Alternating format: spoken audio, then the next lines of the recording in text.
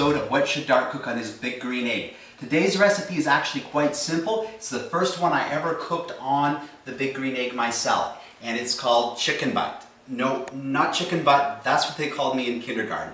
Actually, it's called beer butt chicken, and it consists of two parts. There's the dry rub, which we're going to put on the chicken, and then there's a liquid concoction that we're going to put onto the chicken as it's roasting as well. So there's lots of pre-made commercial ones out there, rubs. However, I went to the pantry, grabbed a few favorite spices, and I'm just about to mix them up here. So we'll just mix them all together nice and get the consistency throughout the same. Now you may be wondering why I grabbed such a big bowl to mix up a small amount, and I did that because now I can just place the chicken right in top of here. So here's our chicken. It's a whole chicken. Sometimes they come to you with the strings tied onto. I've taken the strings off because I want to be able to get the rub all over the chicken, not underneath the armpits, I mean under the wings here, and down all over the breast. Yes. And then we have the legs that we need to get in as well. I'm just going to try and rub that all in there, get some inside of it as well, and we're also going to want to see if we can peel back the skin a little bit and get it down in there as well. So we're just getting that rub all over the chicken here, and there we go. Now, we could just throw this right on the green egg, right onto the grill, but there's actually a special device that's been made for that. And that is the styling chicken. All right, so there we go. And we'll just put that on a plate here. And we can go up the butt with the chicken. All right, there we go. And one little extra bonus, because everything is better with bacon. We're going to add a little bit of bacon strips to it. We'll shove one right down inside there like that.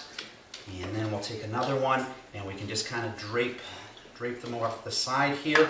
And that will add a little bit of extra flavor to the chicken as it's going to be sitting in the green egg there for a little while. All right, I'm just going to wash up my hands and I'll be right back.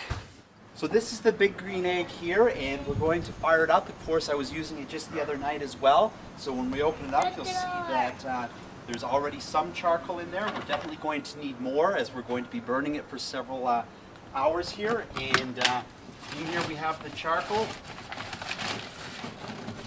And we'll just throw some more in there.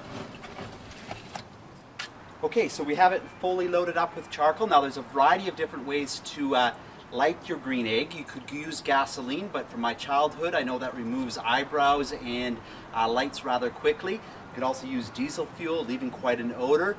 Now seriously, there is a large branding iron that you could use. The choice that I'm going to use today is a fire starting stick here. Now it's not a chemicals, it's just compressed wood, and we'll just put that into the center here, and we'll take our matches, or we can wait for the lightning. No, it's not going to strike today, so we'll go ahead and use a match.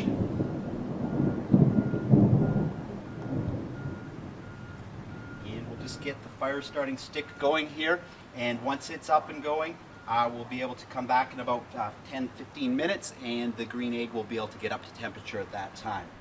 So we got the green egg started up here. As we can see, we have a really nice bed of charcoals there that are glowing, and what we need to do now is get the temperature to the temperature we desire, and the way we control the temperature is with the damper on the bottom here and the top. So right now we're sitting at about 300. We need to bring it up to 375, so it's just getting started. We're going to shut the damper about halfway, and we'll just play with it for the next few minutes until we get it to the 375, and then we can put the chicken in the green egg. All right, so we've gotten up to 375, and we're going to add some wood chips here. No, these aren't homemade ones. We're just going to use store-bought maple is what we're using today, and we're going to go and put them in here, and the idea is to sprinkle them around here, and they'll just begin to burn and add a little extra flavor as we go through the cooking process here.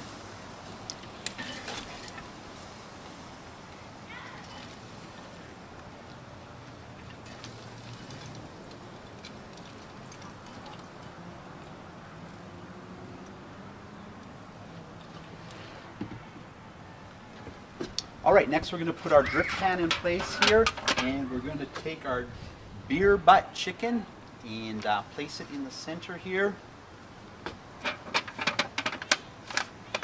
Right, it should hold there quite nicely.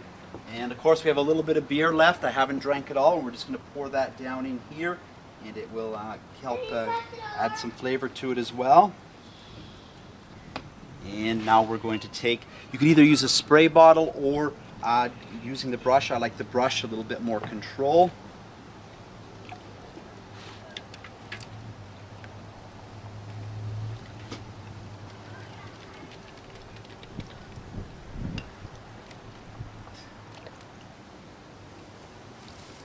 And we'll save about half of it to use in about 20 minutes from now.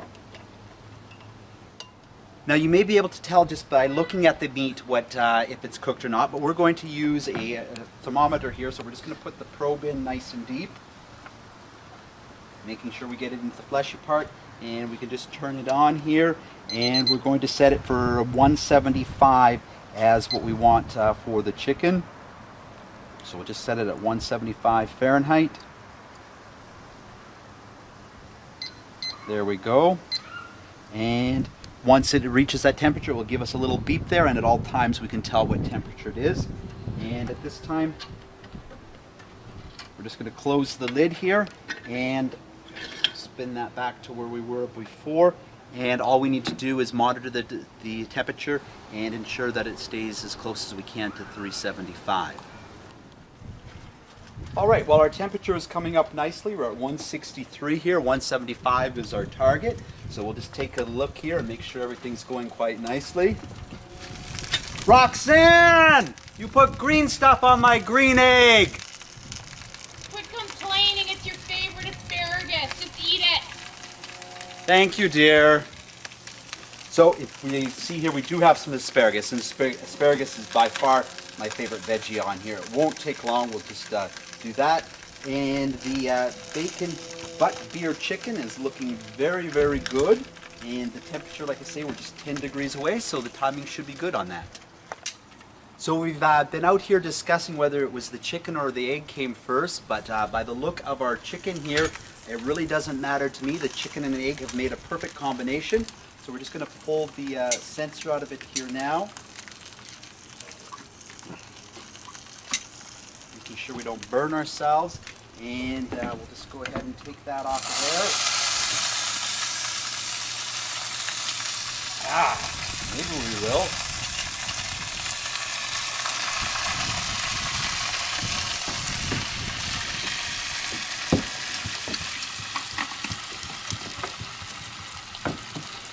Boy Scout, always prepared.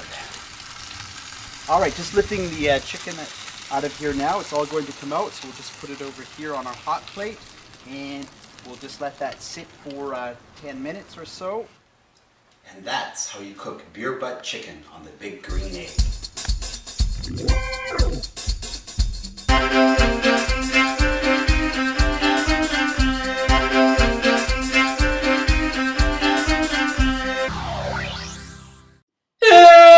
Yahoo Films.